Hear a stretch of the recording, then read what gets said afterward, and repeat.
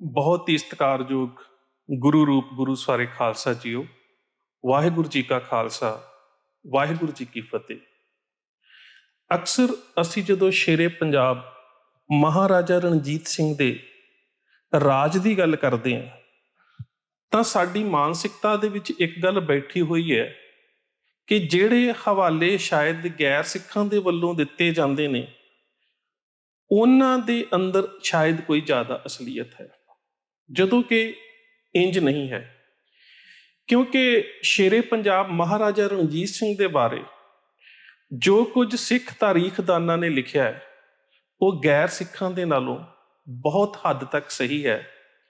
ਕਿਉਂਕਿ ਜਦੋਂ ਅਸੀਂ ਗੈਰ ਸਿੱਖ ਤਾਰੀਖਦਾਨਾਂ ਦੀ ਗੱਲ ਕਰਦੇ ਹਾਂ ਤਾਂ ਇੱਕ ਇਤਿਹਾਸਕਾਰ ਤੇ ਉਹ ਨੇ ਜਿਹੜੇ ਰਣਜੀਤ ਸਿੰਘ ਦੇ ਰਾਜ ਦੇ ਵਿੱਚ ਬੈਠੇ ਨੇ ਪਰ ਤਨਖਾਹ ਅੰਗਰੇਜ਼ਾਂ ਦੇ ਕੋਲੋਂ ਲੈ ਰਹੇ। ਇੱਕ ਇਤਿਹਾਸਕਾਰ ਉਹ ਨੇ ਜਿਨ੍ਹਾਂ ਨੂੰ ਇਸ ਗੱਲ ਦਾ ਰੰਜ ਹੈ ਕਿ ਰਣਜੀਤ ਸਿੰਘ ਨੇ ਸਾਡੇ ਕਾਇਮ ਕੀਤੇ ਰਾਜ ਦੇ ਆਪਣੇ ਕਬਜ਼ੇ ਅਧੀਨ ਕਰਕੇ ਸਰਕਾਰੇ ਖਾਲਸਾ ਦੀ ਸਥਾਪਨਾ ਕੀਤੀ ਹੈ।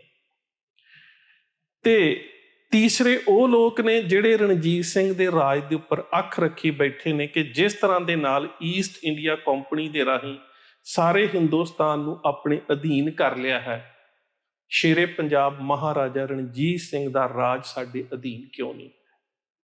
ਸੋ ਇਹ ਦੋ ਤਿੰਨ ਤਰ੍ਹਾਂ ਦੇ ਇਤਿਹਾਸਕਾਰ ਨੇ ਜਿਨ੍ਹਾਂ ਦੀ ਕੋਸ਼ਿਸ਼ ਰਹੀ ਹੈ ਕਿ ਕਿਸੇ ਨਾ ਕਿਸੇ ਰੂਪ ਦੇ ਵਿੱਚ ਰਣਜੀਤ ਸਿੰਘ ਦੇ ਚਰਿੱਤਰ ਦੇ ਉੱਪਰ, ਉਹਦੀ ਜੀਵਨ ਸ਼ੈਲੀ ਦੇ ਉੱਪਰ, ਉਹਦੀ ਰੋਜ਼ਮਰਾ ਦੀ ਜ਼ਿੰਦਗੀ ਦੇ ਉੱਪਰ ਇਹੋ ਜਿਹੇ ਕਲੰਕ ਲਗਾ ਦਿੱਤੇ ਜਾਣ ਕਿ ਸਿੱਖ ਕੌਮ ਜਿਹੜੀ ਹੈ ਉਹ ਸਰਕਾਰੇ ਖਾਲਸਾ ਨੂੰ ਕਹਿ ਸਕਦੇ ਹੋ ਕਿ ਇੱਕ ਮੰਦੀ ਨਜ਼ਰ ਦੇ ਨਾਲ ਵੇਖਣਾ ਸ਼ੁਰੂ ਕਰ ਦੇਵੇ ਤੇ ਸਿੱਖਾਂ ਦੇ ਮਨ ਦੇ ਵਿੱਚ ਇਹ ਨਫ਼ਰਤ ਭਰ ਦਿੱਤੀ ਜਾਵੇ ਕਿ ਸ਼ੇਰੇ ਪੰਜਾਬ ਮਹਾਰਾਜਾ ਰਣਜੀਤ ਸਿੰਘ ਕੋਈ ਵਧੀਆ ਰਾਜਾ ਨਹੀਂ ਸੀ। ਇਸੇ ਤਰ੍ਹਾਂ ਤੁਸੀਂ ਪਿਛਲੇ ਸਮੇਂ ਦੇ ਵਿੱਚ ਵੇਖਿਆ ਹੋਵੇਗਾ ਕਿ ਸਾਡੇ ਮਨਾਂ ਦੇ ਅੰਦਰ ਇੱਕ ਗੱਲ ਪਾ ਦਿੱਤੀ ਗਈ ਹੈ ਕਿ ਸਿੱਖ ਰਾਜ ਲੈ ਸਕਦੇ ਨੇ, ਸਿੱਖ ਰਾਜ ਕਰ ਨਹੀਂ ਸਕਦੇ। ਪਰ ਕਿਉਂ ਨਹੀਂ ਅਸੀਂ ਇਸ ਗੱਲ ਦਾ ਜਵਾਬ ਦਿੰਦੇ ਕਿ ਜਦੋਂ ਇਸ ਦੇਸ਼ ਦੀਆਂ ਸਾਰੀਆਂ ਰਿਆਸਤਾਂ ਅੰਗਰੇਜ਼ਾਂ ਦੇ ਅਧੀਨ ਹੋ ਚੁੱਕੀਆਂ ਸੀ, ਸਿੱਖ ਤਾਂ ਉਦੋਂ ਵੀ ਰਾਜ ਕਰ ਰਹੇ ਸੀ। ਸਿੱਖ ਤਾਂ ਉਦੋਂ ਵੀ ਰਾਜ ਕਰ ਰਹੇ ਸੀ ਜਦੋਂ ਮੁਗਲੀਆ ਹਕੂਮਤ ਇਸ ਦੇਸ਼ ਦੀ ਸਭ ਤੋਂ, ਇਸ ਇਲਾਕੇ ਦੀ ਕਹਿ ਸਕਦੇ ਹੋ ਜਾਂ ਇਸ ਖਿੱਤੇ ਦੀ ਸਭ ਤੋਂ ਵੱਡੀ ਹਕੂਮਤ ਸੀ। ਸਿੱਖਾਂ ਨੇ ਤਾਂ ਉਦੋਂ ਵੀ ਰਾਜ ਕੀਤਾ ਹੈ। ਸੋ ਜਿਵੇਂ ਦਾ ਰਾਜ ਸਿੱਖਾਂ ਨੇ ਕੀਤਾ ਹੈ ਤੇ ਜਿਸ ਤਰ੍ਹਾਂ ਦੇ ਨਾਲ ਸਿੱਖਾਂ ਦੇ ਬਾਦਸ਼ਾਹ ਦੇ ਬਾਰੇ ਅੰਗਰੇਜ਼ ਵੀ ਇੱਕ ਗੱਲ ਲਿਖਦੇ ਨੇ ਕਿ ਨਪੋਲੀਅਨ ਆਫ ਈਸਟ, ਪੂਰਬ ਦਾ ਨਪੋਲੀਅਨ। ਭਾਵੇਂ ਕਿ ਨਪੋਲੀਅਨ ਜਿਹੜਾ ਆਪਣੀ ਆਖਰੀ ਜੰਗ ਹਾਰ ਗਿਆ ਸੀ, ਪਰ ਸ਼ੇਰੇ ਪੰਜਾਬ ਮਹਾਰਾਜਾ ਰਣਜੀਤ ਸਿੰਘ ਦੀਆਂ ਜੰਗਾਂ ਦੀ ਮੁਹਿੰਮਾਂ ਦੀ ਜਦੋਂ ਗੱਲ ਹੁੰਦੀ ਹੈ ਤਾਂ ਇੱਕ ਗੱਲ ਉੱਭਰ ਕੇ ਸਾਹਮਣੇ ਆਉਂਦੀ ਹੈ ਕਿ ਅਨਡਿਫੀਟਡ ਕਮਾਂਡਰ, ਜਿਹੜਾ ਜਰਨੈਲ ਜ਼ਿੰਦਗੀ ਦੇ ਵਿੱਚ ਇੱਕ ਵੀ ਜੰਗ ਨੂੰ ਨਹੀਂ ਹਾਰਿਆ।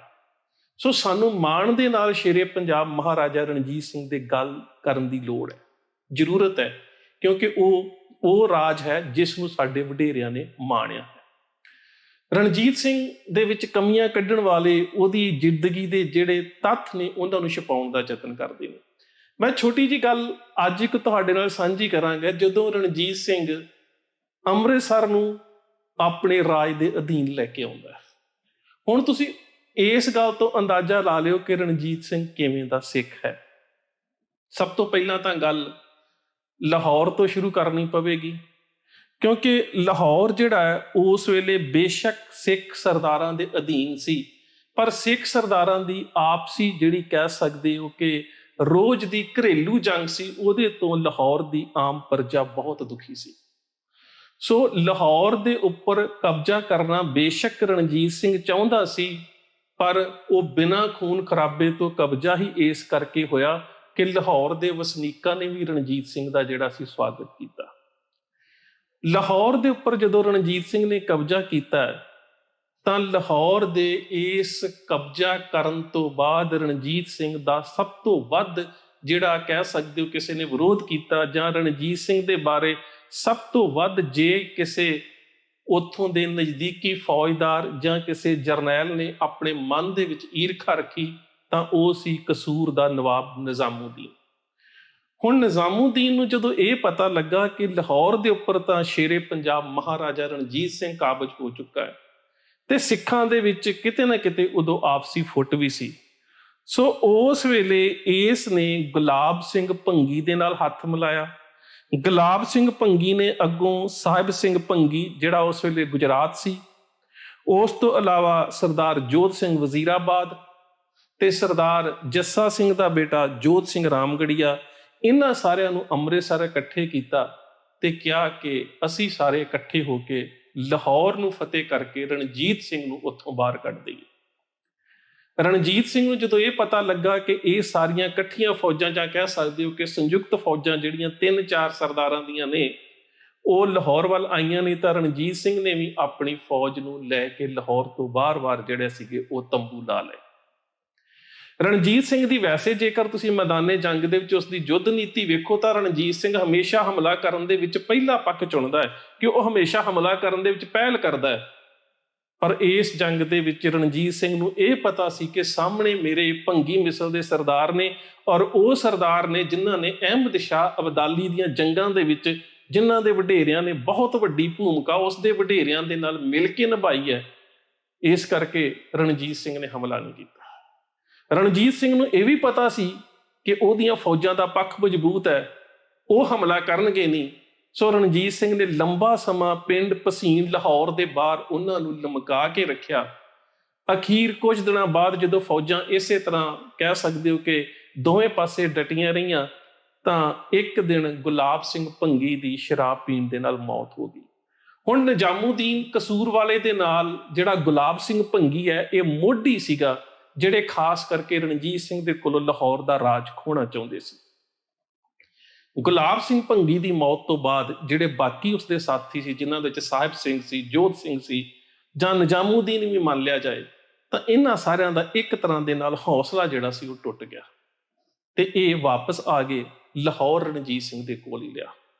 ਹੁਣ ਜਿਹੜਾ ਰਣਜੀਤ ਸਿੰਘ ਹੈ, ਬੇਸ਼ੱਕ ਗੁਲਾਬ ਸਿੰਘ ਭੰਗੀ ਦੀ ਮੌਤ ਹੋ ਚੁੱਕੀ ਸੀ, ਉਹਦਾ ਬੇਟਾ ਗੁਰਦਿੱਤ ਸਿੰਘ ਬਹੁਤ ਛੋਟੀ ਉਮਰ ਦਾ ਸੀ। ਉਹਦੇ ਜਿਹੜੇ ਭਰਾ ਸੀ ਉਹ ਵੀ ਨਸ਼ੇ ਦੇ ਵਿੱਚ ਇਸ ਹੱਦ ਤੱਕ ਜਾ ਚੁੱਕੇ ਸੀ ਕਿ ਉਹ ਰਾਜ ਕਰਨ ਦੀ ਸਮਰੱਥਾ ਨਹੀਂ ਸੀ ਰੱਖਦੇ। ਪਰਿਵਾਰ ਦੇ ਵਿੱਚ ਇੱਕ ਲਾਇਕ ਔਰਤ ਸੀ, ਗੁਲਾਬ ਸਿੰਘ ਭੰਗੀ ਦੀ ਪਤਨੀ ਮਾਈ ਸੁੱਖਾ। ਮਾਈ ਸੁੱਖਾ ਨੇ ਆਪਣੇ ਨਾਬਾਲਗ ਲੜਕੇ ਗੁਰਦਿੱਤ ਸਿੰਘ ਨੂੰ ਅੰਮ੍ਰਿਤਸਰ ਦਾ ਕਹਿ ਸਕਦੇ ਹੋ ਕਿ ਰਾਜਾ ਐਲਾਨ ਦਿੱਤਾ।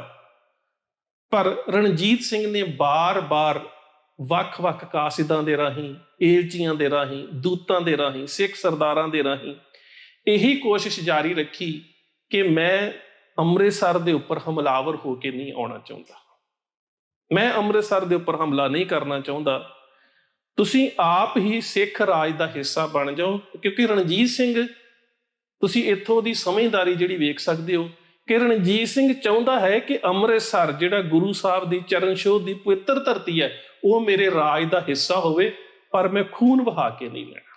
ਨਹੀਂ ਤੇ ਰਣਜੀਤ ਸਿੰਘ ਨੇ ਬਹੁਤ ਸਾਰੇ ਇਲਾਕੇ, ਬਹੁਤ ਸਾਰੀਆਂ ਭਿਆਨਕ ਲੜਾਈਆਂ ਲੜ ਕੇ ਜਿੱਤੇ ਨੇ। ਔਰ ਰਣਜੀਤ ਸਿੰਘ ਦੀ ਜੰਗ ਨੀਤੀ ਦੇ ਬਾਰੇ, ਯੁੱਧ ਨੀਤੀ ਦੇ ਬਾਰੇ ਤਾਂ ਅੰਗਰੇਜ਼ ਵੀ ਕਹਿੰਦੇ ਨੇ ਕਿ ਸ਼ੇਰਾਂ ਵਾਂਗੂ, ਮਰਦਾਂ ਦੇ ਵਾਂਗੂ ਲੜਦਾ ਸੀ। ਜਿਸ ਬੰਦੇ ਨੇ 13-14 ਸਾਲ ਦੀ ਉਮਰ ਦੇ ਵਿੱਚ ਹਸ਼ਮਤ ਖਾਨ ਚੱਠੇ ਦਾ ਸਿਰ ਵੱਢ ਕੇ ਲੈ ਆਂਦਾ ਸੀ, ਸੋ ਉਹ ਕੋਈ ਡਰਪੋਕ ਇਨਸਾਨ ਤਾਂ ਹੈ ਨਹੀਂ ਸੀ, ਜਿਸ ਨੂੰ ਅੰਗਰੇਜ਼ ਵੀ ਟਾਈਗਰ ਆਫ ਪੰਜਾਬ ਆਖਦੇ ਨੇ। ਸੋ ਰਣਜੀਤ ਸਿੰਘ ਪਰ ਹਰਿਮੰਦਰ ਸਾਹਿਬ, ਅੰਮ੍ਰਿਤਸਰ ਦਰਬਾਰ ਸਾਹਿਬ ਦੇ ਪ੍ਰਤੀ ਇੰਨੀ ਸ਼ਰਧਾ ਰੱਖਦਾ ਸੀ ਕਿ ਉਹ ਨਹੀਂ ਸੀ ਚਾਹੁੰਦਾ ਕਿ ਮੈਂ ਹਮਲਾਵਰ ਹੋ ਕੇ ਅੰਮ੍ਰਿਤਸਰ ਜਾਵਾਂ। ਅਖੀਰ ਉਸਨੇ ਇੱਕ ਬੜੀ ਵਧੀਆ ਤਰਕੀਬ ਤੋਂ ਕੰਮ ਲਿਆ। ਉਸਨੇ ਗੁਲਾਬ ਸਿੰਘ ਭੰਗੀ ਦੀ ਵਿਧਵਾ ਮਾਈ ਸੁੱਖਾ ਨੂੰ ਸੁਨੇਹਾ ਭੇਜਿਆ ਕਿ ਮੈਨੂੰ ਭੰਗੀਆਂ ਵਾਲੀ ਤੋਪ ਚਾਹੀਦੀ ਹੈ। ਭੰਗੀਆਂ ਵਾਲੀ ਉਹੀ ਤੋਪ ਜਿਹੜੀ ਲਾਹੌਰ ਦੇ ਇੱਕ ਲੋਹਾਰ ਸ਼ਾਹ ਨਜ਼ੀਰ ਦੇ ਕੋਲੋਂ ਅਹਿਮਦ ਸ਼ਾਹ ਅਬਦਾਲੀ ਨੇ ਤਿਆਰ ਕਰਾਈ ਸੀ, ਜਿਸ ਦਾ ਨਾਮ ਪੀਕਰੇ ਅਜ਼ਦਹੇ ਆਤਿਸ਼ਬਾਰ ਰੱਖਿਆ ਗਿਆ ਸੀ। ਅਹਿਮਦ ਸ਼ਾਹ ਅਬਦਾਲੀ ਨੂੰ ਜਦੋਂ ਇਹ ਬੜੀ ਪਸੰਦ ਆਈ ਤਾਂ ਉਸਨੇ ਇਸ ਦਾ ਨਾਮ ਇਸਲਾਮ ਦੇ ਇੱਕ ਪਵਿੱਤਰ ਚਸ਼ਮੇ ਦੇ ਨਾਮ ਦੇ ਉੱਪਰ ਜ਼ਮਜ਼ਮਾ ਰੱਖ ਦਿੱਤਾ। ਤੇ ਉਹ ਤੋਪ ਜਿਹੜੀ ਸੀ ਭੰਗੀ ਸਰਦਾਰਾਂ ਦੇ ਕੋਲ ਸੀ। ਗੁਲਾਬ ਸਿੰਘ ਭੰਗੀ ਦੀ ਮੌਤ ਹੋ ਚੁੱਕੀ ਸੀ ਤੇ ਅੰਮ੍ਰਿਤਸਰ ਦੇ ਵਿੱਚ ਇੱਕ ਹੋਰ ਵੀ ਬੜੀ ਵੱਡੀ ਸ਼ਖਸੀਅਤ ਉਸ ਵੇਲੇ ਮੌਜੂਦ ਨੇ, ਉਹ ਨੇ ਅਕਾਲੀ ਫੂਲਾ ਸਿੰਘ। ਹੁਣ ਜੇਕਰ ਅਕਾਲੀ ਫੂਲਾ ਸਿੰਘ ਦੇ ਪਰਿਵਾਰ ਦੀ ਗੱਲ ਕਰੀਏ ਤੇ ਉਹਨਾਂ ਦੇ ਪਿਤਾ ਸਰਦਾਰ ਨਿਸ਼ਾਨ ਸਿੰਘ, ਮਾਫ ਕਰਨਾ, ਸਰਦਾਰ ਈਸ਼ਰ ਸਿੰਘ ਪਹਿਲਾਂ ਨਿਸ਼ਾਨ ਵਾਲੀਆ ਮਿਸਲ ਦੇ ਸਰਦਾਰ ਸਨ। ਜਿਸ ਵੇਲੇ ਅਹਿਮਦ ਸ਼ਾਹ ਅਬਦਾਲੀ ਨੇ ਹਮਲਾ ਕੀਤਾ ਤੇ ਵੱਡੇ ਘੱਲੂ ਘਾਰੇ ਦੇ ਦੌਰਾਨ ਉਹ ਬਹੁਤ ਜ਼ਿਆਦਾ ਜ਼ਖਮੀ ਹੋ ਗਏ। ਇਹਨਾਂ ਜ਼ਖਮਾਂ ਦੇ ਨਾਲ ਹੀ ਉਹ ਅਕਾਲ ਚਲਾਣਾ ਕੀਤੇ, ਜਿਸ ਨੂੰ ਅਸੀਂ ਸ਼ਹਾਦਤ ਕਹਿ ਸਕਦੇ ਹਾਂ। ਤੇ ਸ਼ਹੀਦ ਹੋਣ ਤੋਂ ਪਹਿਲਾਂ ਉਹਨਾਂ ਨੇ ਆਪਣੇ ਪੁੱਤਰ ਅਕਾਲੀ ਫੂਲਾ ਸਿੰਘ, ਜਿਨ੍ਹਾਂ ਨੂੰ ਕਿਹਾ ਜਾਂਦਾ ਹੈ, ਇਹਨਾਂ ਦੀ ਬਾਂਹ ਮਿਸਰ ਸ਼ਹੀਦਾਂ ਦੇ ਸਰਦਾਰ ਨਰਾਇਣ ਸਿੰਘ ਹੁਣਾਂ ਨੂੰ ਫੜਾ ਦਿੱਤੀ ਤੇ ਸਰਦਾਰ ਨਰਾਇਣ ਸਿੰਘ ਹੁਣਾਂ ਦੇ ਕੋਲ ਸ੍ਰੀ ਦਰਬਾਰ ਸਾਹਿਬ ਤੇ ਅਕਾਲ ਤਖਤ ਸਾਹਿਬ ਦੀ ਸਾਰੀ ਸੇਵਾ ਸੰਭਾਲ ਦੀ ਜ਼ਿੰਮੇਵਾਰੀ ਸੀ। ਸੋ ਅਕਾਲੀ ਫੂਲਾ ਸਿੰਘ ਜਿਹੜੇ ਉਸ ਵੇਲੇ ਮਿਸਰ ਸ਼ਹੀਦਾਂ ਦੇ ਨਾਲ ਜੁੜੇ ਹੋਏ ਸਨ, ਬੇਸ਼ੱਕ ਅੰਮ੍ਰਿਤਸਰ ਦਰਬਾਰ ਸਾਹਿਬ ਦਾ ਸਾਰਾ ਕਾਰਜ ਪ੍ਰਬੰਧ ਉਹਨਾਂ ਦੇ ਕੋਲ ਸੀ, ਪਰ ਉਹ ਰਾਜਸੀ ਤੌਰ ਦੇ ਉੱਪਰ ਕਿਸੇ ਵੀ ਗਤੀਵਿਧੀ ਦੇ ਵਿੱਚ ਇਸ ਤਰ੍ਹਾਂ ਦੇ ਨਾਲ ਸ਼ਮੂਲੀਅਤ ਨਹੀਂ ਸੀ ਕਰਦੇ। ਹੁਣ ਸ਼ੇਰੇ ਪੰਜਾਬ ਮਹਾਰਾਜਾ ਰਣਜੀਤ ਸਿੰਘ ਨੇ ਜਿਸ ਵੇਲੇ ਇਹ ਸੁਨੇਹਾ ਭੇਜਿਆ ਮਾਈ ਸੁੱਖਾਂ ਨੂੰ, ਜਿਹੜੀ ਗੁਲਾਬ ਸਿੰਘ ਭੰਗੀ ਦੀ ਪਤਨੀ ਸੀ, ਕਿ ਤੁਸੀਂ ਸਾਨੂੰ ਤੋਪ ਜ਼ਮਜ਼ਮਾ, ਜਿਸ ਨੂੰ ਭੰਗੀਆਂ ਵਾਲੀ ਤੋਪ ਕਿਹਾ ਜਾਂਦਾ ਸੀ, ਉਹ ਦੇ ਦਿਓ। ਉਸਨੇ ਇਨਕਾਰ ਤੇ ਕੀਤਾ ਹੀ। ਉਹਦੇ ਨਾਲ ਹੀ ਉਸਨੇ ਅੰਮ੍ਰਿਤਸਰ ਦੇ ਬਾਰ-ਬਾਰ ਉਸ ਤੋਪ ਨੂੰ ਬੀੜ ਕੇ ਰਣਜੀਤ ਸਿੰਘ ਹੁਣਾਂ ਦੀ ਜਿਹੜੀ ਥੋੜੀ ਜਿਹੀ ਕੁਮਕ ਗਈ ਸੀ, ਉਸ ਦੇ ਉੱਪਰ ਗੋਲੇ ਵਰਛਾਉਣੇ ਸ਼ੁਰੂ ਕਰ ਦਿੱਤੇ। ਰਣਜੀਤ ਸਿੰਘ ਦੇ ਨਾਲ ਉਸ ਵੇਲੇ ਸਰਦਾਰ ਫਤਿਹ ਸਿੰਘ ਆਲੂਵਾਲੀਏ ਹੁਣਾਂ ਦੀ ਫੌਜ ਵੀ ਸੀ। ਰਣਜੀਤ ਸਿੰਘ ਦੀ ਸੱਸ ਸਦਾ ਕੌਰ ਵੀ ਸੀ, ਕਿਉਂਕਿ ਇਹ ਇਸ ਤਿਆਰੀ ਦੇ ਵਿੱਚ ਗਏ ਸੀ ਕਿ ਜੇਕਰ ਮਾਈ ਸੁੱਖਾਂ ਬੜੇ ਪਿਆਰ ਦੇ ਨਾਲ ਇਸ ਬੇਨਤੀ ਨੂੰ ਸਵੀਕਾਰ ਕਰ ਲਵੇਗੀ ਤਾਂ ਠੀਕ ਹੈ, ਨਹੀਂ ਤੇ ਫਿਰ ਅੰਮ੍ਰਿਤਸਰ ਦੇ ਉੱਪਰ ਕਬਜ਼ਾ ਕਰ ਲਿਆ ਜਾਵੇਗਾ। ਪਰ ਕੋਸ਼ਿਸ਼ ਇਹ ਕੀਤੀ ਜਾਵੇਗੀ ਕਿ ਸਾਡੇ ਵੱਲੋਂ ਅੰਮ੍ਰਿਤਸਰ ਦੇ ਵਿੱਚ ਕਬਜ਼ਾ ਕਰਦਿਆਂ ਦਰਬਾਰ ਸਾਹਿਬ ਜਾਂ ਸ਼ਹਿਰ ਦੇ ਵਿੱਚ ਕਿਸੇ ਤਰ੍ਹਾਂ ਦਾ ਕੋਈ ਜਾਨੀ ਨੁਕਸਾਨ ਨਾ ਹੋਵੇ। ਸੋ ਥੋੜਾ ਜਿਹਾ ਕਹਿ ਸਕਦੇ ਹੋ ਕਿ ਗੋਲੀਬਾਰੀ ਰਣਜੀਤ ਸਿੰਘ ਨੂੰ ਵੀ ਕਰਨੀ ਪਈ, ਪਰ ਉਸ ਸਮੇਂ ਸਰਦਾਰ ਫਤਿਹ ਸਿੰਘ ਆਲੂਵਾਲੀਆ ਨੇ ਬਹੁਤ ਹੀ ਸਿਆਣਪ ਦੇ ਨਾਲ ਕੰਮ ਲਿਆ, ਕਿਉਂਕਿ ਉਹਨਾਂ ਨੂੰ ਪਤਾ ਸੀ ਕਿ ਮਾਈ ਸੁੱਖਾਂ ਦੇ ਸਾਥੀ ਜਾਂ ਉਸਦੀ ਫੌਜ ਸ਼ੇਰੇ ਪੰਜਾਬ ਦੀ ਫੌਜ ਦਾ ਮੁਕਾਬਲਾ ਨਹੀਂ ਕਰ ਸਕੇਗੀ। ਤੇ ਉਹਨਾਂ ਨੇ ਇਹ ਕੀਤਾ ਕਿ ਜਿਸ ਵੇਲੇ ਰਣਜੀਤ ਸਿੰਘ ਹੁਣਾਂ ਦੀਆਂ ਤੋਪਾਂ ਚੱਲੀਆਂ ਤੇ ਜਿਹੜੀ ਮਾਈ ਸੁੱਖਾਂ ਸੀ, ਉਹ ਆਪਣੇ ਬੇਟੇ ਨੂੰ ਲੈ ਕੇ ਸਰਦਾਰ ਜੋਧ ਸਿੰਘ ਰਾਮਗੜੀਏ ਦੇ ਕੋਲ ਚਲੀ ਗਈ। ਤੇ ਸਰਦਾਰ ਜੋਧ ਸਿੰਘ ਰਾਮਗੜੀਏ ਦੀ ਵੀ ਇਹਦੇ 'ਚ ਕਾਫੀ ਵਧੀਆ ਭੂਮਿਕਾ ਹੈ ਕੁਝ ਸਰੋਤਾਂ ਦੇ ਮੁਤਾਬਕ। ਪਰ ਫਤਿਹ ਸਿੰਘ ਆਲੂਵਾਲੀਆ ਨੇ ਇੱਕ ਤਰਕੀਬ ਸੁਝੀ। ਉਹਨਾਂ ਨੇ ਉਸ ਵੇਲੇ ਜਿਹੜੇ ਅਕਾਲ ਤਖਤ ਸਾਹਿਬ ਦੀ ਸੇਵਾ ਸੰਭਾਲ ਦੀ ਜ਼ਿੰਮੇਵਾਰੀ ਜਿਨ੍ਹਾਂ ਦੇ ਕੋਲ ਸੀ, ਅਕਾਲੀ ਫੂਲਾ ਸਿੰਘ, ਉਹਨਾਂ ਨੂੰ ਮਿਲੇ ਤੇ ਉਹਨਾਂ ਨੂੰ ਜਾ ਕੇ ਬੇਨਤੀ ਕੀਤੀ ਕਿ ਜਿਹੜੀ ਰਣਜੀਤ ਸਿੰਘ ਦੀ ਫੌਜ ਹੈ ਉਹ ਹਮਲੇ ਦੇ ਵਾਸਤੇ ਤਿਆਰ ਹੈ, ਦੂਜੇ ਪਾਸੇ ਬੀਬੀ ਸੁੱਖਾਂ ਦੀਆਂ ਫੌਜਾਂ ਜਾਂ ਉਸਦੇ ਜਿਹੜੇ ਕੁਛ ਸਾਥੀ ਨੇ ਉਹ ਲੜਨਾ ਚਾਹੁੰਦੇ ਨੇ, ਤੇ ਰਣਜੀਤ ਸਿੰਘ ਅੰਮ੍ਰਿਤਸਰ ਨੂੰ ਖਾਲਸਾ ਰਾਜ ਦੇ ਵਿੱਚ ਸ਼ਾਮਲ ਕਰਨਾ ਚਾਹੁੰਦਾ ਹੈ, ਤੇ ਕਿਸੇ ਨਾ ਕਿਸੇ ਤਰ੍ਹਾਂ ਦੇ ਨਾਲ ਇਹ ਸੁਲਹ ਸਫਾਈ ਦੇ ਨਾਲ ਮਸਲਾ ਹੱਲ ਹੋ ਜਾਵੇ। ਉਸਨੇ ਕਿਹਾ ਕਿ ਅੰਮ੍ਰਿਤਸਰ ਨੂੰ ਖਾਲਸਾ ਰਾਜ ਦੇ ਵਿੱਚ ਸ਼ਾਮਲ ਕਰਨਾ ਜ਼ਰੂਰੀ ਹੈ, ਪਰ ਸ਼ਾਮਲ ਕਰਨ ਦੇ ਵਾਸਤੇ ਅੰਮ੍ਰਿਤਸਰ ਦੀ ਬਰਬਾਦੀ ਨਹੀਂ ਹੋਣੀ ਚਾਹੀਦੀ। ਸੋ ਅਕਾਲੀ ਫੂਲਾ ਸਿੰਘ ਨੂੰ ਵੀ ਇਹ ਗੱਲ ਵਧੀਆ ਲੱਗੀ ਕਿ ਲਾਹੌਰ ਰਾਜ ਦਾ ਹਿੱਸਾ ਬਣਾਉਣਾ ਜਾਇਜ਼ ਹੈ, ਤੇ ਉਹਨਾਂ ਨੇ ਇਹ ਵੀ ਗੱਲ ਕਹੀ ਅਕਾਲੀ ਫੂਲਾ ਸਿੰਘ ਹੋਣਾ ਨੇ ਕਿ ਸਰਦਾਰ ਫਤਿਹ ਸਿੰਘ ਜੀ, ਤੁਹਾਨੂੰ ਇਹ ਗੱਲ ਵੀ ਯਾਦ ਰੱਖਣੀ ਚਾਹੀਦੀ ਹੈ ਕਿ ਭੰਗੀ ਸਰਦਾਰਾਂ ਦੇ ਵਡੇਰਿਆਂ ਨੇ ਹੀ ਸ੍ਰੀ ਦਰਬਾਰ ਸਾਹਿਬ ਨੂੰ ਅਬਦਾਲੀ ਤੋਂ ਬਚਾਉਣ ਦੇ ਵਾਸਤੇ ਆਪਣਾ ਖੂਨ ਡੋਲਿਆ ਸੀ। ਬਹੁਤ ਜ਼ਿਆਦਾ ਸ਼ਹਾਦਤਾਂ ਹੋਈਆਂ ਸੀ। ਸੋ ਇਸ ਕਰਕੇ ਫੈਸਲਾ ਇਹ ਕੀਤਾ ਜਾਵੇ ਕਿ ਅੰਮ੍ਰਿਤਸਰ ਨੂੰ ਸਰਕਾਰੇ ਖਾਲਸਾ ਦੇ ਵਿੱਚ ਸ਼ਾਮਲ ਕਰ ਲਿਆ ਜਾਵੇ, ਤੇ ਇਹ ਜਿਹੜੇ ਭੰਗੀ ਸਰਦਾਰ ਨੇ, ਭੰਗੀ ਮਿਸਲ ਦੇ ਨਾਲ ਸੰਬੰਧਿਤ ਸਰਦਾਰ ਨੇ, ਖਾਸ ਕਰਕੇ ਗੁਲਾਬ ਸਿੰਘ ਭੰਗੀ ਦੀ ਵਿਧਵਾ ਮਾਈ ਸੁੱਖਾਂ ਤੇ ਉਸਦਾ ਬੇਟਾ ਗੁਰਦਿੱਤ ਸਿੰਘ, ਇਹਨਾਂ ਨੂੰ ਜਿਹੜਾ ਉਹ ਚੰਗੀਆਂ ਜਗੀਰਾਂ ਜਿਹੜੀਆਂ ਨੇ ਉਹ ਦੇ ਦਿੱਤੀਆਂ ਜਾਣ। ਮਹਾਰਾਜਾ ਰਣਜੀਤ ਸਿੰਘ ਨੇ ਉਸੇ ਵੇਲੇ ਹੀ ਸਾਰੀਆਂ ਸ਼ਰਤਾਂ ਜਿਹੜੀਆਂ ਸੀ ਉਹ ਮਨਜ਼ੂਰ ਕਰ ਲਈਆਂ ਗਈਆਂ, ਤੇ ਰਣਜੀਤ ਸਿੰਘ ਜਿਹੜਾ ਸੀ ਉਹ ਅੰਮ੍ਰਿਤਸਰ ਦੇ ਵਿੱਚ ਦਾਖਲ ਹੋਇਆ। ਰਣਜੀਤ ਸਿੰਘ ਨੇ ਸਭ ਤੋਂ ਪਹਿਲਾਂ ਦਰਬਾਰ ਸਾਹਿਬ ਅਖੰਡ ਪਾਠ ਕਰਾਇਆ, ਤੇ ਉਸ ਤੋਂ ਬਾਅਦ ਉਸ ਨੇ ਅਕਾਲੀ ਫੂਲਾ ਸਿੰਘ ਨੂੰ ਬੇਨਤੀ ਕੀਤੀ ਕਿ ਖਾਲਸਾ ਰਾਜ ਕਾਇਮ ਕਰਨ ਦੇ ਵਾਸਤੇ ਉਸ ਦੀ ਸਹਾਇਤਾ ਕਰਨ ਤੇ ਨਿਹੰਗ ਸਿੰਘਾਂ ਨੂੰ ਫੌਜ ਵਿੱਚ ਭਰਤੀ ਹੋਣ ਦਾ ਹੁਕਮ ਦੇਣ। ਮੈਂ ਦੱਸ ਦੇਵਾਂ ਕਿ ਅਕਾਲੀ ਫੂਲਾ ਸਿੰਘ ਹੁਣਾਂ ਦੇ ਕੋਲੋਂ ਆਪਣੀ ਫੌਜ ਦਾ ਵੱਖਰਾ ਇੱਕ ਰਾਖਵਾਂ ਜੱਥਾ ਹੋਇਆ ਕਰਦਾ ਸੀ, ਪਰ ਅਕਾਲੀ ਫੂਲਾ ਸਿੰਘ ਨੇ ਇਹ ਗੱਲ ਕਹੀ ਕਿ ਨਿਹੰਗ ਗੁਰੂ ਕੀ ਲਾਡਲੀ ਫੌਜ ਨੇ, ਤੇ ਰਾਜਾ ਕੋਈ ਵੀ ਹੋਵੇ ਅਸੀਂ ਉਸ ਦੀ ਨੌਕਰੀ ਨਹੀਂ ਕਰ ਸਕਦੇ। ਇਸ ਕਰਕੇ ਉਹ ਫੌਜ ਦੇ ਵਿੱਚ ਭਰਤੀ ਨਹੀਂ ਹੋਣਗੇ, ਪਰ ਜਦੋਂ ਵੀ ਲਾਹੌਰ ਦਰਬਾਰ ਨੂੰ ਸਿੱਖ ਰਾਜ ਦੀਆਂ ਹੱਦਾਂ ਨੂੰ ਵਧਾਉਣ ਦੇ ਵਾਸਤੇ ਜਾਂ ਸਿੱਖ ਰਾਜ ਨੂੰ ਬਚਾਉਣ ਦੇ ਵਾਸਤੇ ਜ਼ਰੂਰਤ ਹੋਵੇਗੀ, ਉਦੋਂ ਅਸੀਂ ਆਪਣਾ ਖੂਨ ਡੋਲਣ ਤੋਂ ਵੀ ਪਿਛਾਂ ਨਹੀਂ ਹਟਾਂਗੇ, ਪਰ ਅਸੀਂ ਤਨਖਾਹਦਾਰ ਮੁਲਾਜ਼ਮ ਕਿਸੇ ਵੀ ਰਾਜ ਦੇ ਨਹੀਂ ਬਣਾਂਗੇ, ਕਿਉਂਕਿ ਨਿਹੰਗ ਸਿੰਘ ਤਾਂ ਗੁਰੂ ਕੀ ਫੌਜ ਨੇ। ਸੋ ਇਸ ਤਰ੍ਹਾਂ ਦੇ ਨਾਲ ਸ੍ਰੀ ਅੰਮ੍ਰਿਤਸਰ ਸ਼ੇਰੇ ਪੰਜਾਬ ਮਹਾਰਾਜਾ ਰਣਜੀਤ ਸਿੰਘ ਦੇ ਰਾਜ ਦਾ ਹਿੱਸਾ ਬਣ ਗਿਆ। ਸੋ ਅੱਜ ਇੰਨੀਆਂ ਕੁ ਬੇਨਤੀਆਂ ਪ੍ਰਵਾਨ, ਫਤਿਹ ਦੀ ਸਾਂਝ, ਪਿਆਰ ਸਹਿਤ ਆਖਣਾ ਜੀ। ਵਾਹਿਗੁਰੂ ਜੀ ਕਾ ਖਾਲਸਾ, ਵਾਹਿਗੁਰੂ ਜੀ ਕੀ